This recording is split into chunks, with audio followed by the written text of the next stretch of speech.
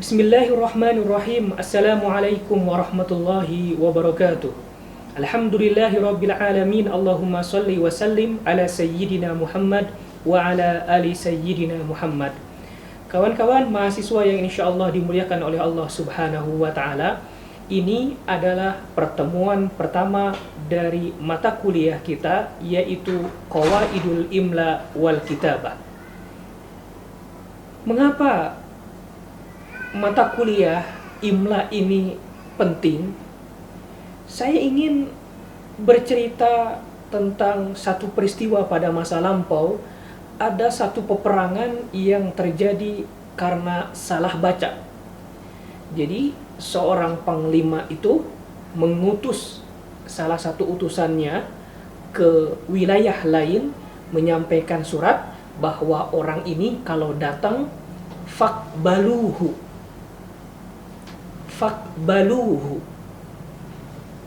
Sampailah surat ini ke tangan pimpinan wilayah lawannya. Kemudian pas dibaca, ternyata titiknya belum ada dan dia memahaminya dengan faqtuluhu. Jadi kalau ada datang orang ini, faqtuluhu, bunuhlah dia. Maka orang itu dibunuh. Dari situ kemudian timbul perselisihan besar. Kenapa utusannya sampai dibunuh? Yang lawan bilang, kan kamu yang nyuruh kalau datang, faqtuluhu. Bukan faqtuluhu maksudnya, tapi faqbaluhu. Ini ada dalam sejarah kita. Faqbaluhu, faqtuluhu sama saja tulisannya, namun titiknya berbeda. Dan itu mempengaruhi terhadap bacaan, makna, dan juga maksud dari tulisan itu. Faqbaluhu, faqtuluhu. Seperti ini contohnya. Banyak lagi peristiwa-peristiwa yang lain yang menunjukkan bahwa pembelajaran Qawaidul Imla wal Kitabah ini sangat penting, sehingga dirumuskan oleh ulama-ulama Basrah dan ulama-ulama Kufah, seperti Imam Sibawai, Imam Al-Kisai, dan juga para ulama-ulama yang lain, Imam Az-Zamakhsyari. Ada pembahasan-pembahasan tentang Qawaidul Imla wal Kitabah di dalam kitab-kitab mereka. Kemudian sampailah kepada masa kita, kitab ini disusun oleh para guru besar bahasa Arab, yaitu banyak sekali ulama-ulama kita. Syekh Kamal Bishr, Profesor Dr. Kamal Bishr juga menulis kitab yang berjudul Qawaidul Al-Kafi fi Qawaidil Imla wal Kitabah, dan juga banyak yang lainnya. Karenanya mari kita awali pembahasan kita dengan Al-Faslul Awwal, Ta'riful Imla wa ahdafu wa ususu wa anwa'uhu. Imla, al-imla itu masdar fi'il dari amla yumli imla'an. Karenanya kita sering mendengar amla al-muallimu ala tullabihi madatad darsi. Maksudnya adalah tala madatad darsi alaihim liyaktubuha fi kurrasatihim. Seorang guru membacakan pelajaran agar para murid menulis pelajaran itu di buku-buku mereka. Itu imla. Jadi kalau ada guru yang mengatakan, coba anak-anak tulis Alhamdulillah, kemudian anak-anak menulis, maka itu bagian daripada imla. Kata imla atau derivasinya kita temukan di dalam Al-Quran surat Al-Furqan. Bismillahirrahmanirrahim. Wa qalu asatirul awwalina iktatabaha fahiya tumla alaihi bukratan wa asila. Tumla itu dari kata amla yumli. Ada juga istilah yang kita dengar, yaitu bahkan kita baca di dalam Al-Quran, ada istilah al-imlal. Al-imlal Al-imlal masdar fi'il dari amalla yumillu imlalan. Kita dengar juga ada orang yang mengatakan amallal muallimu ala tullabihi madatad dars. Maksudnya adalah seorang guru membacakan pelajaran di depan siswa-siswanya agar para siswa menulis di buku-buku mereka apa yang mereka dengar. Amalla yumillu imlalan. Dalam Al-Quran, dari kata ini kita menemukan di dalam surat Al-Baqarah, Bismillahirrahmanirrahim, falyaktub wal yumlililladzi alaihil haqq wal yattaqillaha rabbah wala yabkhas minhu syai'a wal yumlili. Dari kata amalla yumillu. Ada lagi selanjutnya ayat juga, kana alladhi alayhi al-haqqu safihan aw dha'ifan aw la yastati'u an yumilla ayyumilla amalla yumillu imlalan. Itu istilah yang kita temukan untuk menunjukkan pada seorang guru yang membacakan pelajaran dan meminta siswa untuk menulis dari apa yang mereka dengar di buku-buku mereka. Imla dan imlal. Pada prakteknya, pembelajaran imla ini penting karena memang ada muskilat, ada masalah-masalah, ada problematika yang berhubungan dengan imla ini dalam pembelajarannya. Yang pertama adalah asyaklu awid dabtu. Yang dimaksud dengan asyakal di sini adalah harokat, dhamma, fathah, kasroh, sukun terhadap huruf hijaiyah. Ini adalah masalah yang penting di dalam pelajaran al-kitabah al-imla'iyah.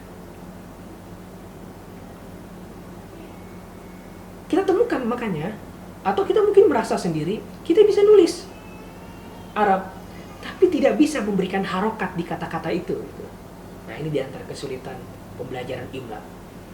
Yang kedua adalah rasmul harfi wa sautuhu. Rasmul harfi wa sautuhu maksudnya adalah bentuk huruf dan bagaimana cara bacanya. Misal, kita sering diimlakan oleh guru kita. Amr, ulaika, mi'ah, qalu. Amr itu bukan ain mim ro, tapi ain mim ro waw. Seperti contoh ini. Amr, amru, ada wawunya. Ulaika, ulaika. Meskipun langsung ulaika, ada wawunya di situ. Kalau dia tidak mengenal kata, maka akan terlewat wawunya. Yang ketiga contoh tadi seperti kata mi'ah. Alif di situ, kalau orang siswa yang belum mendengar dan membaca kata mi'ah, dia langsung mim, hamzah dan tak marbutoh, mi'ah. Padahal di situ penulisannya adalah ada alif. Dan yang sering kita dengar adalah qalu, qalu. Di sini ada huruf alifnya, qalu.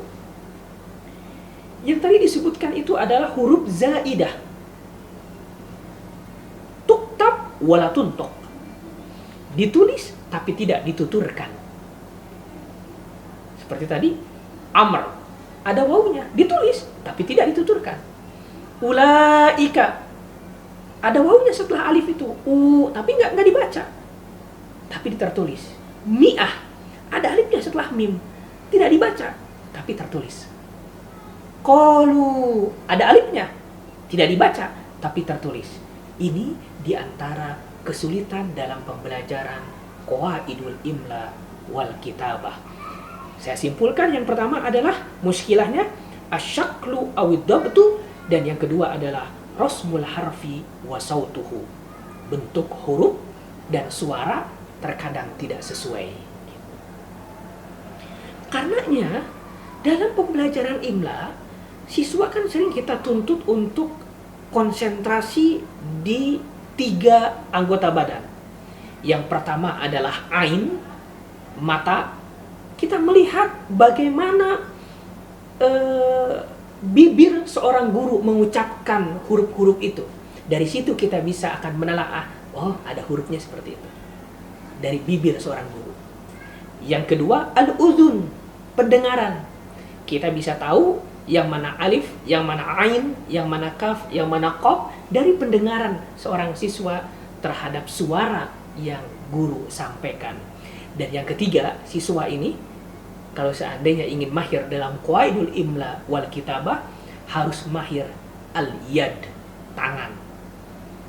Karenanya dalam qawaidul imla sering kita dapati pembelajarannya, siswa ini matanya lihat ke gurunya, telinganya konsentrasi ke suara gurunya, tapi tangan siswa bergerak sendiri.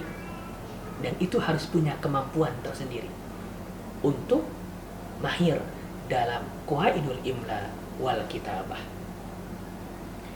Kawan-kawan mahasiswa yang insya Allah dimuliakan oleh Allah Subhanahu wa Ta'ala, di Al-Faslul Awwal ini ada pembahasan anwa'ul imla wa turuqu tadrisihi. Namun kita akan menyampaikan anwa'ul imla saja. Imla ini ada beberapa macam. Yang pertama adalah al-imla al-manqul. Al-imla al-manqul. Jadi seorang siswa hanya menuliskan apa yang ada di buku atau apa yang ada di papan tulis. Itu disebut dengan imla manqul. Menuliskan kembali tapi dari yang tertulis. Dan yang kedua ada al-imla al-manzur. Al-imla al-manzur. Ini tidak jauh beda dengan imla al-manqul, hanya saja dalam al-imla al-manzur kadang-kadang guru menutupi kata itu. Menutupi katanya. Hajbun nas al-imla'i. An a'yunid darisin inda imla'ihi. Jadi menutup tulisan-tulisan itu oleh gurunya, disamarkan dan sebagainya. Nah, itu juga salah satu di antara strategi atau bentuk-bentuk imla.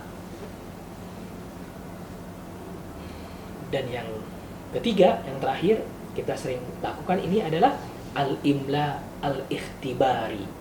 Al-imla al-ikhtibari. Tidak ada tulisan, tidak ada salinan. Siswa hanya konsentrasi pada bibir guru dan juga suara guru. Gitu. Al-imla al-ikhtibari. Karenanya al-imla al-ikhtibari ini menuntut konsentrasi 3 anggota badannya. Yang pertama adalah ain, mata, dan yang kedua adalah udun, dan yang ketiga adalah al-yad, tangan. Gitu. Perlu keterampilan tersendiri. Kawan-kawan yang insya Allah dimuliakan oleh Allah Subhanahu wa Ta'ala, demikian apa yang bisa kita sampaikan di Al-Faslul Awwal. Insya Allah kita akan lanjut di Al-Faslul Tsani. Wassalamualaikum warahmatullahi wabarakatuh.